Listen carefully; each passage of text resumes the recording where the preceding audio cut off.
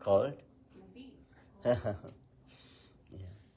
Okay, let's begin with the homage to the Buddha. Namo tassa bhagavatu arahato samma sambuddhassa. Namo tassa bhagavatu arahato samma sambuddhassa. Namo tassa bhagavatu arahato samma sambuddhassa. Homage to the Blessed One, worthy one and fully enlightened one. Sadhu, sadhu, sadhu.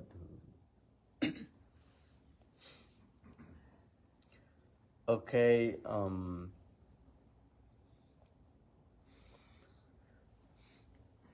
so welcome back for the Dhamma discussion. So anyone remember what we learned in these days? Benefits of monastics. Benefits of monastics. That's good. So that's the meaning of the sutta we are learning. The Pali name of that sutta called Samannaphalasutta. Samannaphalasutta. Samanya means ascetics, monastics. Samanya. In the Buddha's time, there was two types of religious followers. Two types. Mostly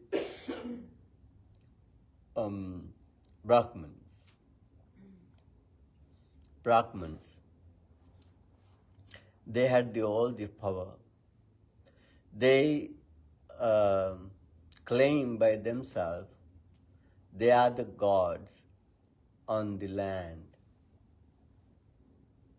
called Bhumi, Deva.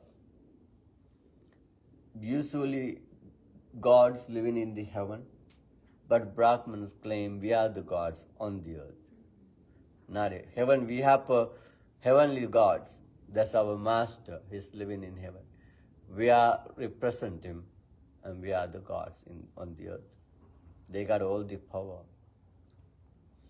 And they maintain so many rituals, mantras, so many rituals, sacrificing, and they keep advising to the kings, and they are the leaders of education, and they keep writing, reciting, and teaching. That's their job. I have a question. Yeah. How did you become a Brahmin? You were born into it? Usually, yes, they born into a Brahmin's family, and they become Brahmins. In the Buddha's time, there was a four caste. The society has divided to four castes. The first one is the Brahmins. They are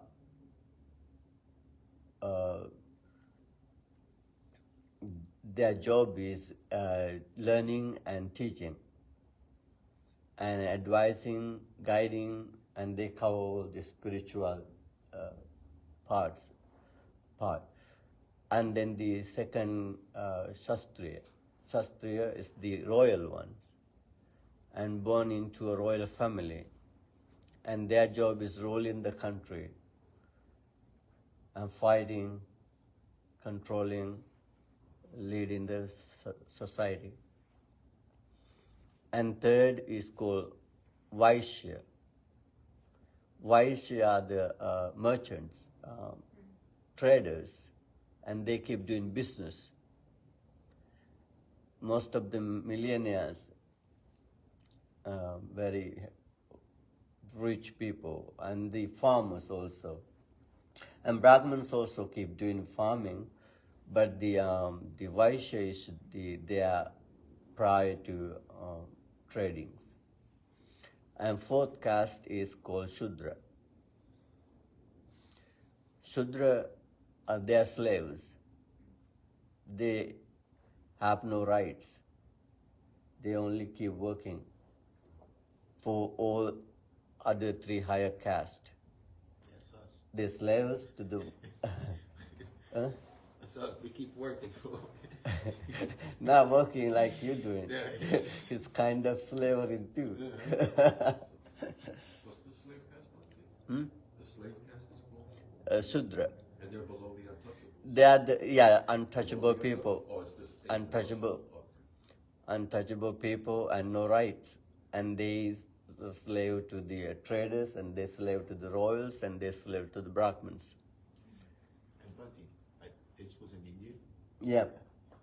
and It still is. it still is. Hmm? Still is. Still? Yeah, somewhat. Yeah, somewhat. It's still set up. Yeah. Supposedly they're trying to stop that in India, but they still, structures are going to stay how they are. Mm. Unfortunately. Yeah, it happened in the ancient time everywhere. In Sri Lanka, they have the same caste? No. We have a different caste, and some of people kind of, according to their job, I think as a punishment, the king made them into that caste, and they lower caste. But they're not slaves.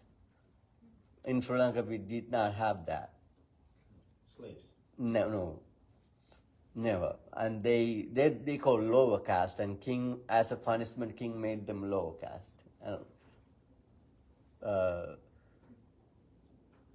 Yeah. Even today, according to their job career and something like that, according to their career, they become highest, excellent, or lower, powerful or powerless, right? So in the ancient time, it was so badly affected the society. So then the Brahmins, the two religious sets in Buddhism, first called Brahmins, and they had the power, and they represent the spirituality. But some people wasn't happy with that, Brahmins' teachings. And they were against to that teaching, and they tried to find themselves spirituality. And that people called Samana. Samana, who is against to the Brahmins. Someone is not believe in Brahmins, someone is not following Brahmins and finding themselves spiritual freedom. Buddhas belong to the Samana tradition. And there are many, it's called, they call Paribrajakas, Ajivakas, Jatilas. Many teachers in the Buddha's time, we learn in this sutta in the beginning. Makkali Gosala, one of famous teacher in the Buddha's time, belonged to Samana, against to the Brahmins. And then the Ajita Kesa Kambali, Pakudakachayana, Sanjay Bellatiputta, Nigantanatha Putta. There are 6 famous teachers in the Buddha's time. They all belong to Samana. And Buddha also belonged to Samana. And this is the sutta about benefits of this Samana, ascetics or monastics. So, not the benefits of Brahmins, because they not meditate and they're not developing, or maybe not. All the Samanas in the Buddha's time have a highest spiritual achievement. But mostly Brahmins keep reciting and chanting learning mantras and teaching mantras. Most of who has developed highest concentration, samadhi, jhana, and they are samanas. That's what this is Buddha mentioned, the benefits of the samana. Okay.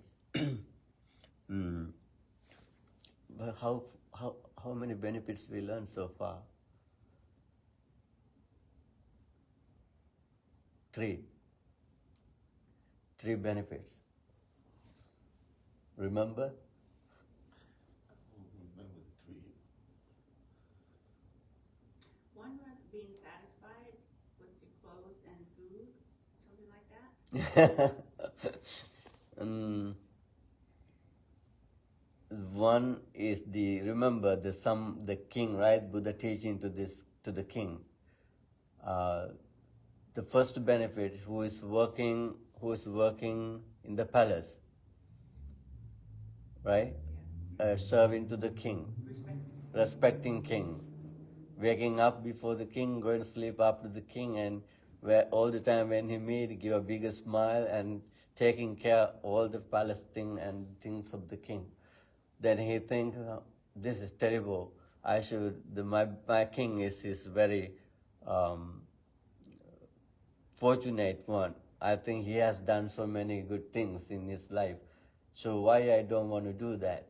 Then he decided to leave the home. Buddha is giving this discourse to the king. Yeah, explain it. There's a question of the king. Remember, the king came to see the Buddha. And said, what is the benefits? And he said, the people working to me, like a soldiers, farmers, traders, they work, make money, and they enjoy themselves, feed their family, supporting even to the monastics, and they enjoy their life. They work hard like you and make money, and then you enjoy your life. Like Claudio got a Tesla. Make money. So maybe next time he's gonna get a Lamborghini. Then enjoy your life. The people make money, work hard, and enjoy their life and feed family, taking care of them and supporting even to the spiritual ones. What about monks? They ordain because he went to see Buddha.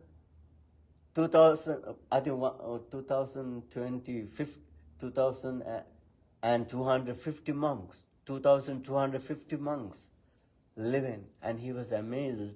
No any sounds, noises, quiet, calm. 2,250 monks living in this garden, no noise, no noisy, calm. How come? And then, the king, I told many times the king he killed his father, and he has regret about it. He wants to release his pain, and he keep going to many teachers, and he's trying to find some solution and some healing for his pain. And he keep asking this question many teachers, and he wasn't happy and satisfied. Finally, in beautiful night, like on a full moon day, and then king wanted to go to see a religious spiritual one, and he asked many of his ministers, one of his royal the doctor called Jivaka, and he recommended you should go to the Buddha. He's living in my mango garden.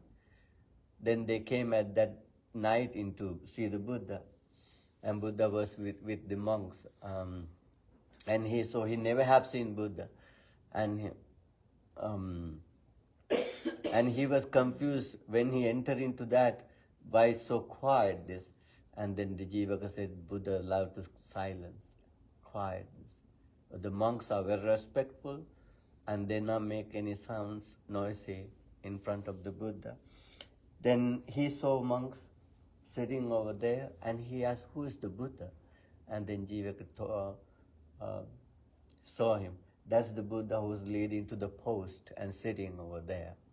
And then he went to respect to the Buddha and asked permission to talk. And what he said first, oh my sir, I would love to my son be one of like your disciple. your disciple so quiet and calm and so relaxed, but my son is terrible. It's very difficult to control him. He is kind of naughty one. I'm very happy if my son become like one of your disciple, like a quiet. And then Buddha said, your mind ran back to your love. You came to see me, but your mind ran back to your love. That's the son, your son. Is the one the most you love. So then he asked this question: why these monks living in quiet and calm? What's the benefits of living like this life? Look at my people; they're working hard and making money, enjoy, wearing beautiful clothes, making fancy hairstyles, the line up the eyebrows, doing so many things, and they enjoy their life. Look at your monks; they all shaved like a bald hairs. Look at their clothes; just only piece of clothes, not any fancy. What's the benefits living like this life? Then Buddha explained him the first benefit. Okay, let me ask you a question. So suppose the one of your royal worker in your palace, and one day he decided to become a monastic. So he left the home and become a monastic. Then he keep practicing spiritual life. So he guarding his bodily activities, verbal activities, mental activities, and he tame himself and following precepts. So then he become, he nothing do anything wrong with this body, mind, and the verbally. And Buddha said, he is ghasachadana paramataya santutto. Ghasachadana paramataya santutto. He is very content. He is very content whatever the food he have for release his hunger. And he is very content whatever piece of clothes he have to cover his body. And he is content with that.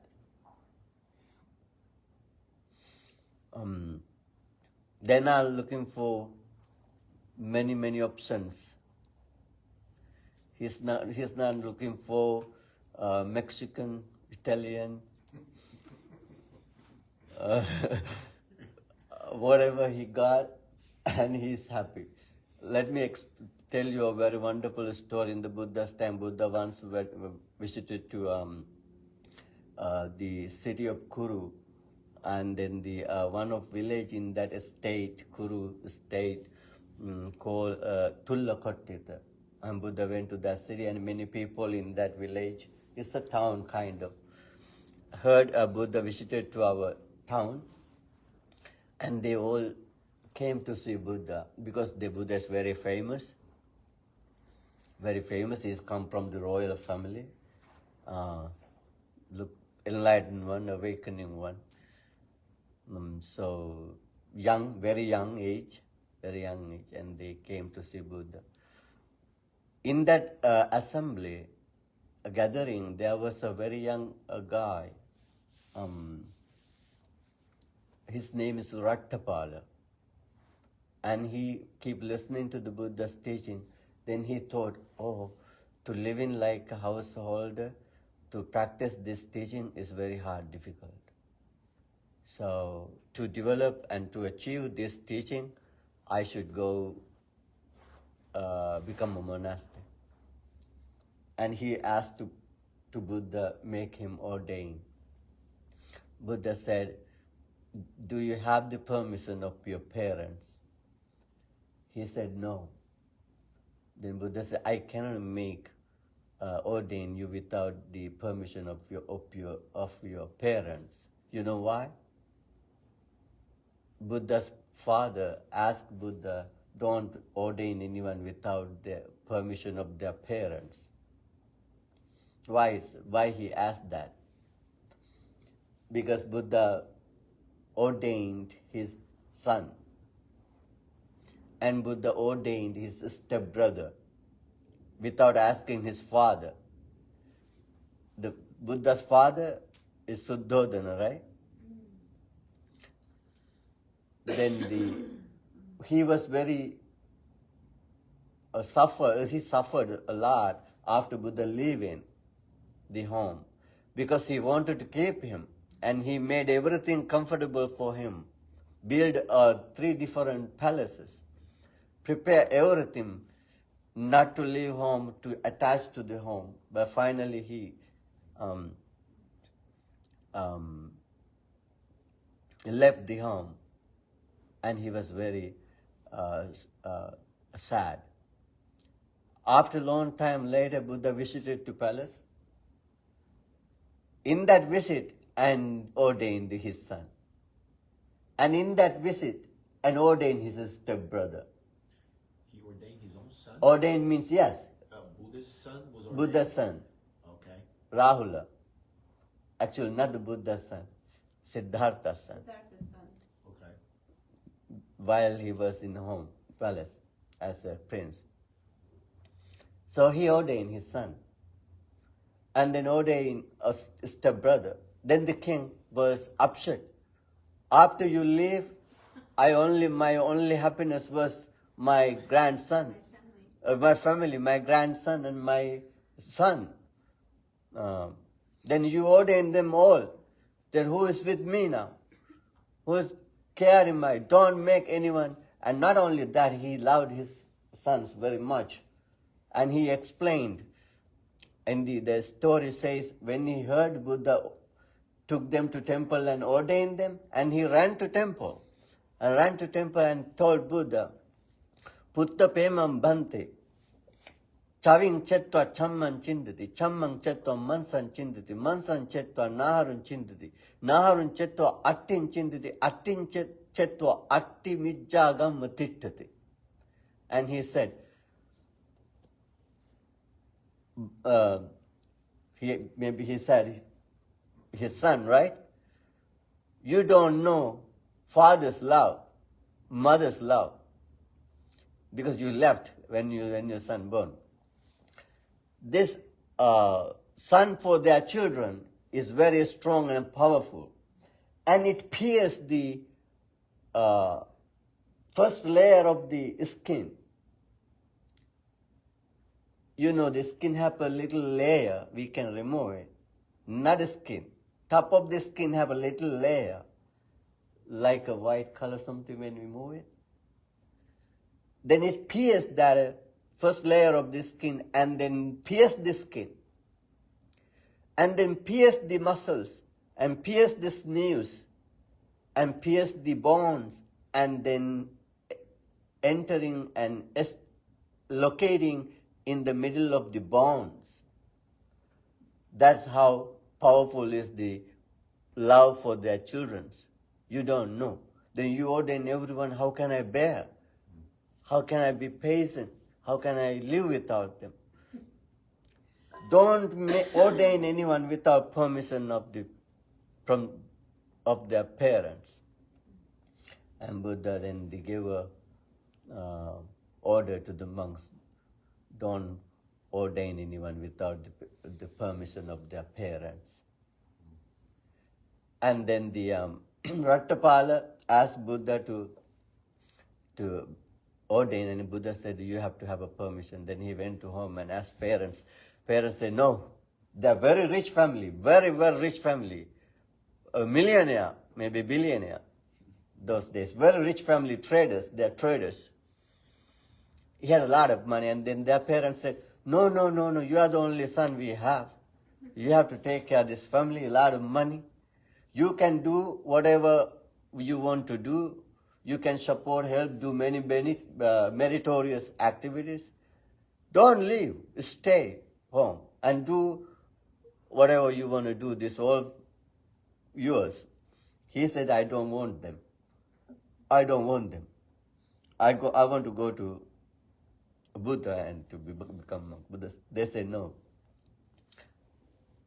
I think he's a married guy, but They say no. And then he decided to protest. Protest means, what's that called? And he lie down. Okay, I'm not eating, not drinking. I'm going to die here. What's that called? Protest. Yeah, he decided to do that.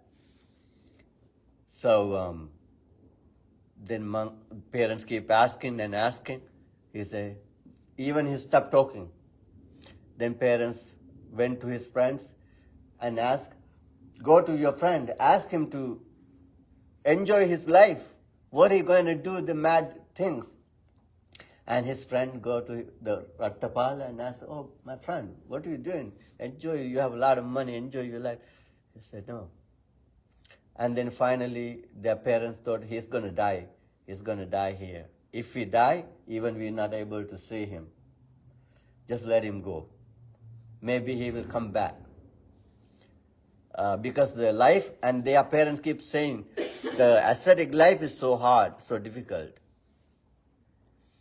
Living in the forest, under the trees, in the caves, you cannot manage it. That's hard. You will be returned. Okay, you go. And then he was very happy and went to the Buddha. And he said, yes, I got the permission, and Buddha ordained him. And he kept practicing after a little while later. And he attained to enlightenment with all the samadhis. Then actually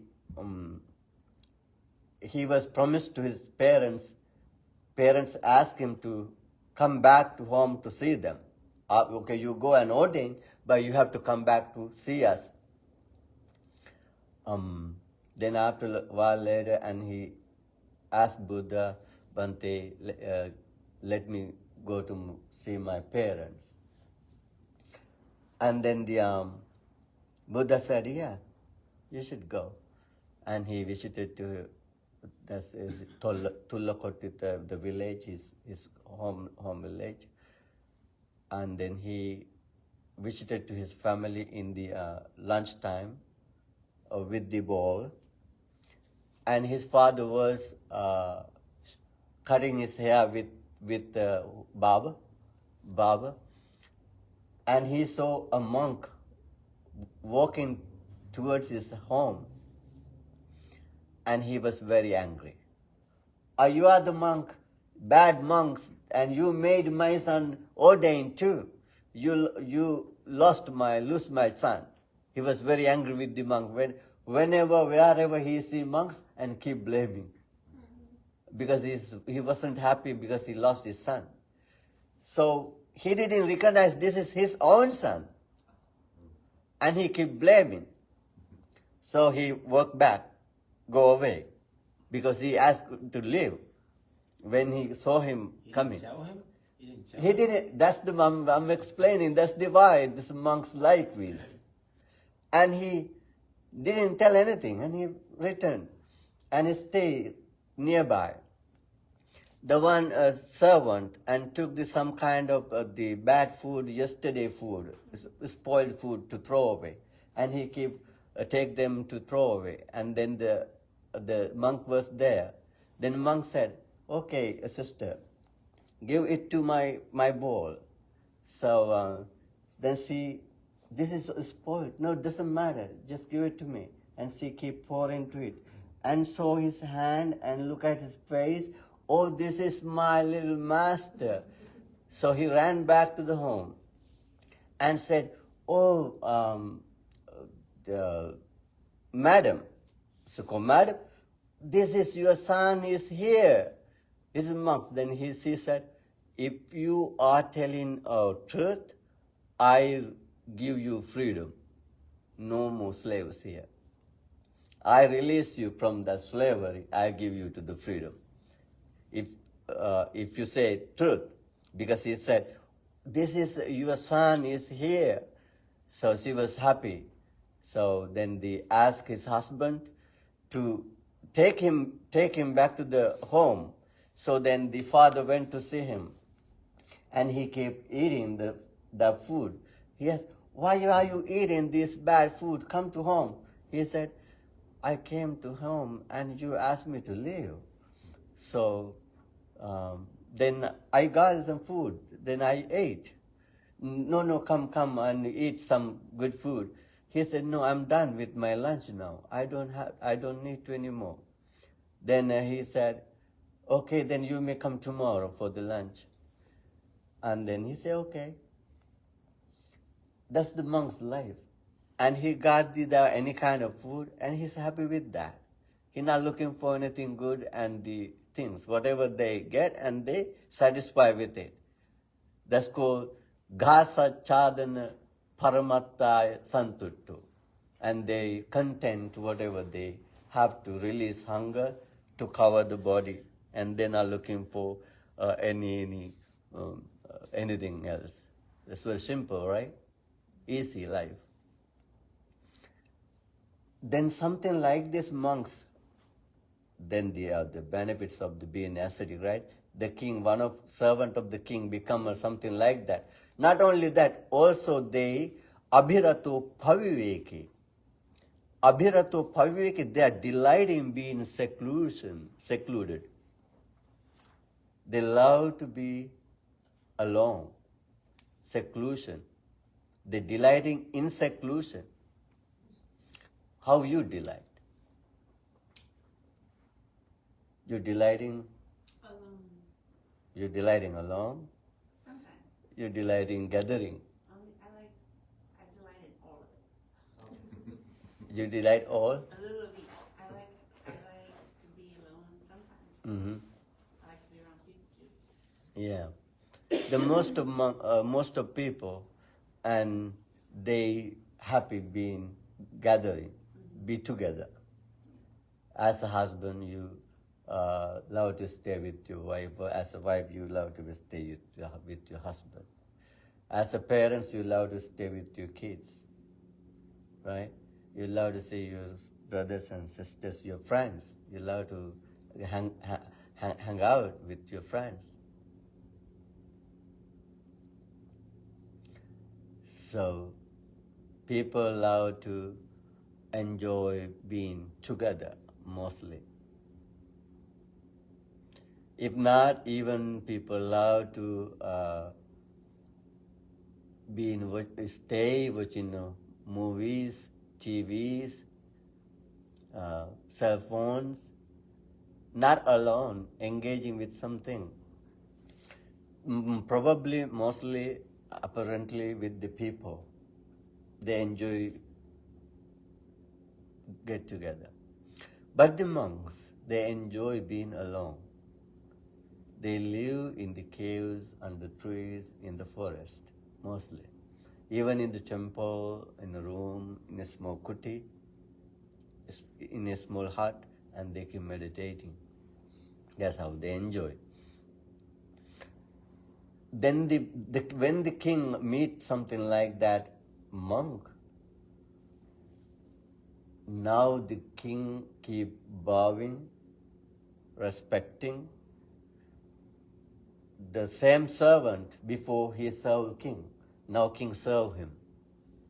This is the first benefits, right? I'm explaining again the same thing. So the second benefits, one of his worker in the country who is paying taxes, making a lot of business and farming and make money and keep paying taxes, then he ordained, become a monk and keep practicing same thing, like guard him, protect his body, verbal activities, mental activities, and content with the food, whatever he get to eat, and to wear, whatever dress he got to wear, and he's delighting in being seclusion and keep practicing. Then the king, that person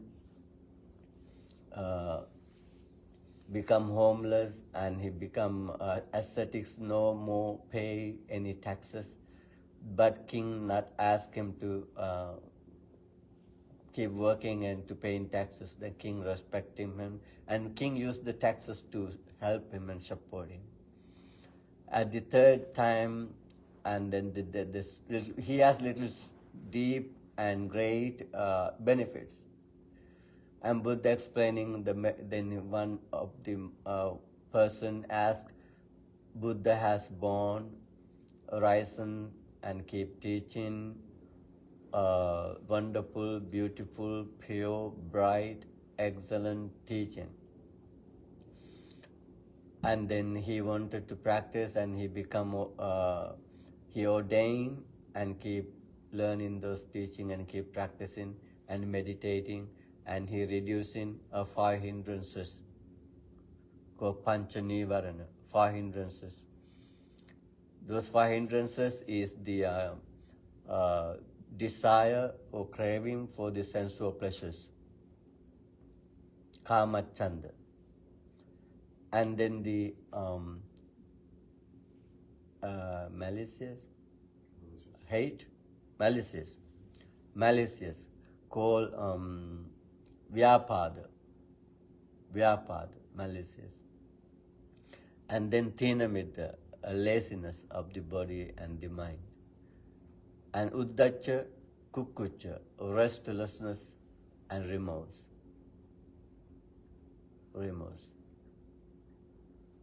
That's a confusion of the mind, right? Restlessness. And the 5th, vichikicca, doubt. The meditator suppressing, reducing those all hindrances. And then Buddha explaining. Now he understands my craving for the sensual pleasures are subduing, reducing, settling, calming, and my malicious hate, evil, anger is reducing. Now he can feel it, meditator can feel it. And my laziness of body and mind is reducing. We feel so active. And he feels so lovely to the sentient beings. No craving for the sensual pleasures, he already detached from them, he can feel it. And his mind not restless, and mind is so resting. And no doubt he had before, now something have cleared. When he see this, and then he can feel the delight called, when he see his 5 hindrances releasing, now he feel the pamujja, delighting.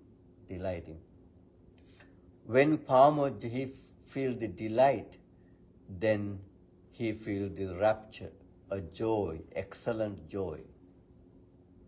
When he feel the joy, and then his body become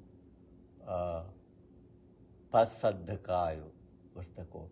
Body becomes so relaxed. Body also becomes so relaxed.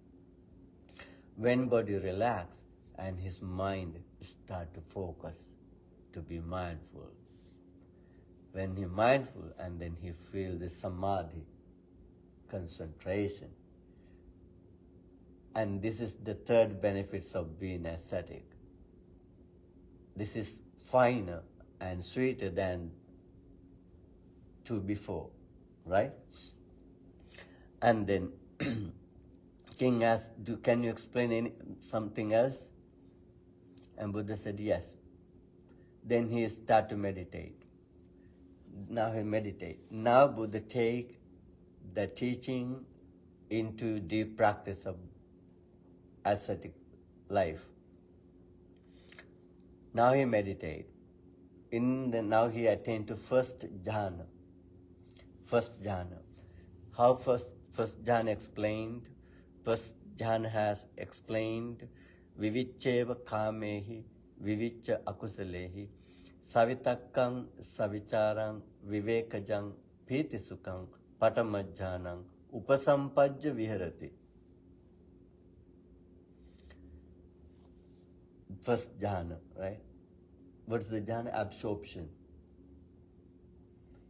What's that mean? You know jhana? we meditate. Mind is start to focus. Okay, how first Jan explained, listen. Savitakkan savicharam, especially vivicheva kamehi, means away from sensual pleasures. Meditator no more chasing sensual pleasures. He already away from sensual pleasures. Abandon them. Abandon the sensual pleasures. He not seeking any pleasure from sensual. 5 types, right? Sensual pleasures are 5 types. Right? Eye. Pleasure from the eye. Seeking pleasure through the eye. How? Seeing beautiful faces, beautiful people, beautiful things. Whatever you can make yourself happy having seen what you want to see and you craving to see. Right? Beautiful faces, beautiful women, beautiful men. Not beautiful, handsome men. So many, this is how the peoples mostly, they get attached, right? Seeking the pleasure. And through the ears, through the voice, I love your voice. It's healing. Your voice is amazing. I love it. People say that, right? Attached to the voice and to the smell, to the taste, and to the touches. It could be any touches, comfortable touches, sexual touches, and then the mind, the thoughts arising in the mind. The people looking for the pleasures through these things, but the ascetic stay away from them. He's not seeking pleasure from those things, right? As normal people have a lot of urge, called urge, for the pleasures. That urge keep pushing towards to the sense of pleasures. But the monks, and he reduced that urge. He's not seeking. You see, he's whatever food he got to eat, whatever clothes he got to wear, and he's happy and content. Delighting in seclusion and keep meditating and reducing 5 hindrances. Now, his mind applying the breath and keep continue on breath and become very focused. Then, rapture arising, happiness arising, mind is firmly established on the object. 5 things in this first jhana happen, 5 factors. Remember, vitakka, vichara, piti, sukha, ekaggata. Vitakka means apply, mind apply to the object, applying to the breath, right? Focus breath. Bring mind onto breath, that's the first. And second, vichara means continuously keep on the breath. Continuously keep on the breath.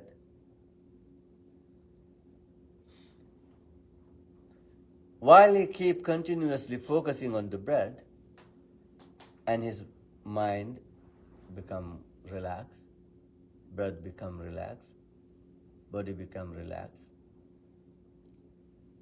Now he feels the relaxation and then joy, rapture, piti, called piti, rapture arising. This is the rapture in this sutta explaining. This rapture arising through the seclusion, called not seclusion. Seclusion also restfulness.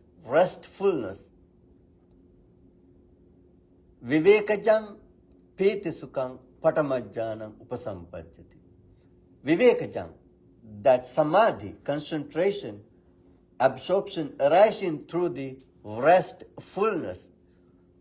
how it is rest, because it's away from sensual pleasures and unwholesome activities. Vivicheva kami vivicha kusale. His mind is pure, not seeking sense of pleasure, so even not engaging with unwholesome thoughts, unwholesome words, unwholesome actions. He's away from their unwholesome activities, pure bodily activities, pure verbal activities, pure mental activities. Now I'm meditating. Now the samadhi arising through restfulness. Okay? And then the Buddha said, this is the more sweetest, more finest of benefits than before. And Buddha explained to king, to understand this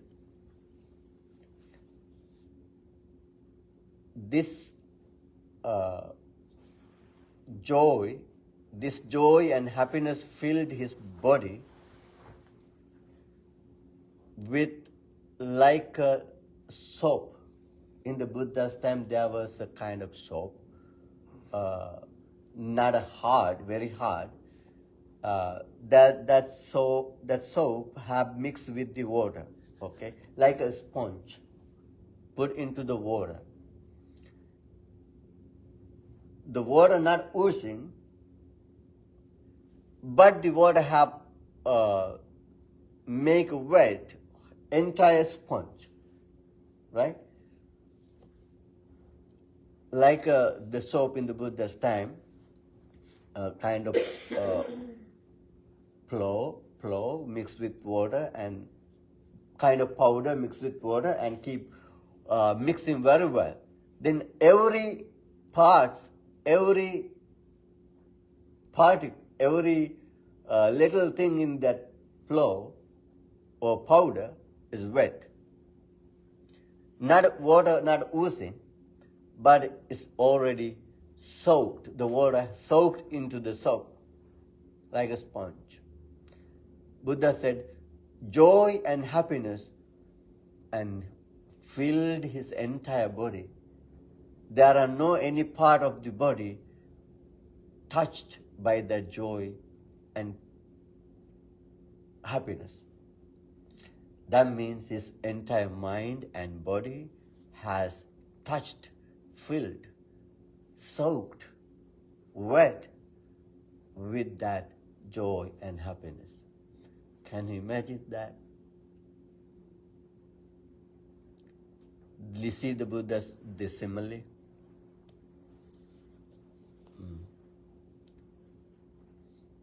You know the people to make bread, people use a kind of a flour and mix with water, something very soft. When we hold kind of like, it means it's soaked with water, but not oozing.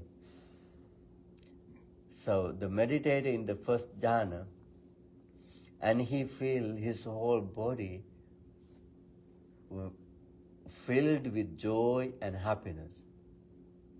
And Buddha mentioned that there are no any part of his body never touched by that joy and happiness. This is the sweetest and finest benefits than before. You see, that's the first jhana, okay? And then the second jhana, Buddha explained the second jhana. In the second jhana, no applied thought, no sustained thought, no vitakka, no vichara. That's called avitakkam, avicharang, samadhijang piti sukham upasampajya viharati. In the second jhana, in the first jhana I told there are 5 factors. Applying thought, sustained thought, rapture, happiness and one-pointedness of the mind. In the second jhana, there are first 2, no more except. He only have the rapture, happiness and one-pointedness of the mind. In the first jhana, he focus breath and keep continue breath and also feel joy, rapture and happiness and one-pointedness. In the first jhana. First jhana is still focusing breath. But in the second jhana, no more breath. He now focusing on applying his mind to the breath. He no need breath anymore. Why? Mind already stilled. We use breath to focus. But when mind focus, we don't need breath anymore. In the second jhana, the meditator only feel rapture, happiness, and one-pointedness of the mind. Even not thinking about breath. Okay. And Buddha mentioned this. Now this is better than before, right? Because in the first jhana he have to think about the breath and keep continue focusing breath. Then he feel rapture, happiness, and one-pointedness of mind. But in the second jhana, he don't have to chase breath anymore. He is sitting, only experiencing joy, happiness, and one-pointedness of the mind. So in the second jhana, you're not focused on the breath, you're just concentrated on the mind, mindfulness. Yes.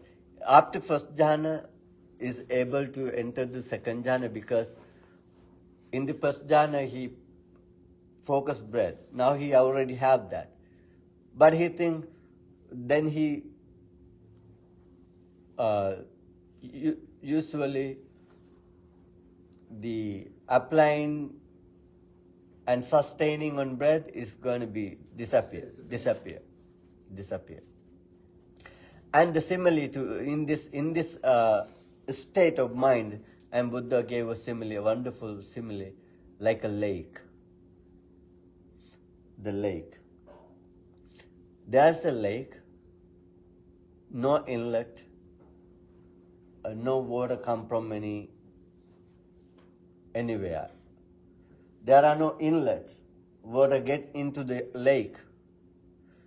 But the lake have its own spring, water spring.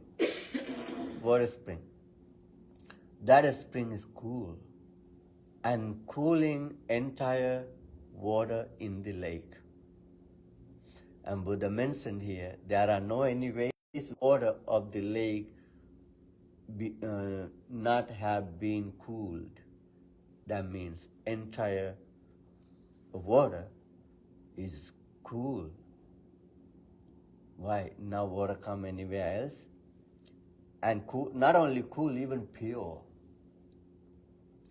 And Buddha mentioned the second jhana is something like that.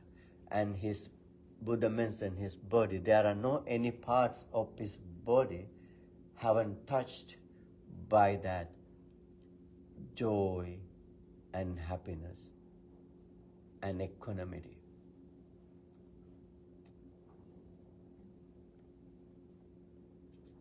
In the third jhana, now he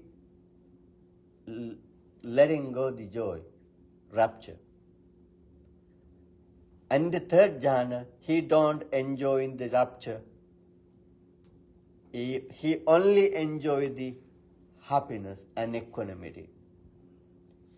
This is the third jhana called pure, noble. The noble ones claim this samadhi is very, very pure equanimity. And the meditator think this rapture also grows. It is also gross. And he let go rapture. He not experiencing rapture anymore. He only feeling happiness. That happiness filled his entire body. That happiness is mindful, very aware, and equanimous. And Buddha gave a simile to understand this state of mind. There's a lotus arising through the lake, but still in the water, nut has come up, that bud of the lotus, from the bud until to the bud have what they call string, Stem? stem, Bud, yeah, stem and the roots? yeah, stem. That lotus with this stem has wet by that water in the lake, cooled water, right? In this third samadhi, the meditator has filled his entire body with that cooled happiness. Happiness. There are no any parts of the body haven't touched by that happiness. How many happiness? We don't have that happiness experience. When we sit down for meditation, we have a knee pain, back pain, That's right. so many pains. Even mind is regretting, confusing, getting angry sometimes. So many things going on. We can't feel that happiness or joy anymore. But the meditators start to meditate.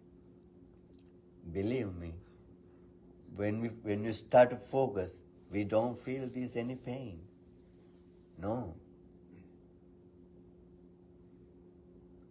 We don't feel any pain anymore. That's why some monks, even Buddha and some other monks, sitting 7 days without standing. 7 days. After 7 days, they rising from meditation and go to find some food, because if not, they're gonna die. So they don't need any pleasure, any joy, anything. Why? Because they feel it. They feel that whatever pleasure we are looking for, the pleasure we are looking for, very rough, impermanent. We can lose it anytime, even in one word. Our happiness can killed by one word. Even one glass, what's called one face, glance, not glance, glance. If you give a glance me, if you glance me with positive and the happy face, I'm okay. But if you glance at me kind of something, that glance is good enough kill my whole happiness. Look at our happiness is so rough and very temporary, right? Even you work hard and get into home to get a good rest. Maybe your wife asks you, did you bring that? Did you get that? Even children's word or something. But remember, the meditator, he is meditating now. You see this meditation, samadhi, filled with joy, happiness, and one-pointedness.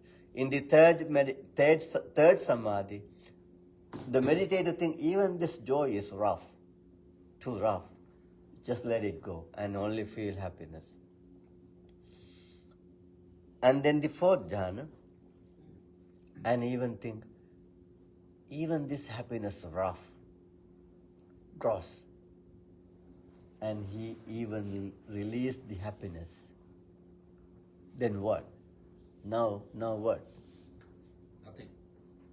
Nothing. That's called, this is indeed, it has explaining, sukassa ca pahana, dukkassa ca pahana, pubbeva somanassa domanassanang attangama, adukka masukang upekha satiparisuddhin upasampajja viharati. No pleasure, no pain. No happiness, no sadness. Release from them, and mind is pure, bright equanimity. Nothingness. emptiness or something. None, completely nothingness. That's something else. In this level, no, even he don't feel joy, no happiness. Mind is free from that joy and happiness. Even mind freed from that enjoying joy or happiness. A mind pure equanimity, kind of nothingness, not nothingness, but kind of called upekha. Emptiness? Kind of, yeah, I can say that. But in Pali, that has explained upekha. Equanimity is kind of nothingness. Nothingness is another step, but here also kind of nothingness because you don't feel joy, no happiness, no thinking of breath, no sustaining on breath. It's nothing, only pure. No pleasure, no pain, no happiness, no sad, pure, bright. Upekha, just keep that word, upekha, equanimity. And Buddha explained in this samadhi as a simile, in a simile, a person covered his entire body with a white, bright, pure clothes. White clothes, he's covered in his whole body. And Buddha mentioned, then his body has covered by that white, bright clothes. There are nothing, any parts of his body uncovered. Everything is covered. Then Buddha explained his mind is covered with that bright, pure equanimity. In the simile, Buddha mentioned the white clothes. But in the equanimity level, his mind is so pure. No dirty stuff, no dirty stuff anymore. Only pure white brightness. You see the simile? This is kind of equanimity. This is temporary attain to nibbana, free from all things, free from everything, and only experiencing equanimity, upekha. And then the Buddha said, this is the sweetest, finest benefits than before. The king was very, very happy. And asked again, can you tell me anything else, any benefits? And Buddha said, yes, there are other benefits. And then Buddha started to teach him eight highest knowledge. 8 highest knowledge. And we're going to learn next week those 8 knowledge.